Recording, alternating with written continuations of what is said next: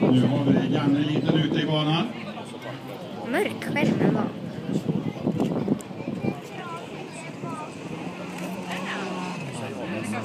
Han har också med sig högerstolen. Det är intressant för att de kommer på.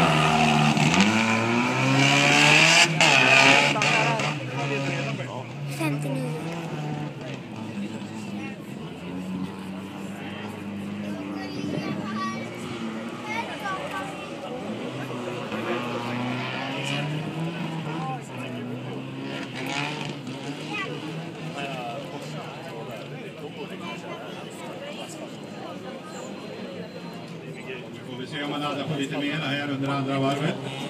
Så går min kollega ut här och tar lite intervju direkt efteråt.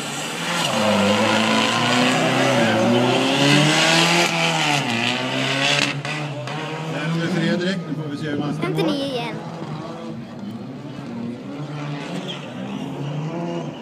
Det här är ju en gammal rallybil som har varit trogen i många år. Så det är ju stora resultat med den här.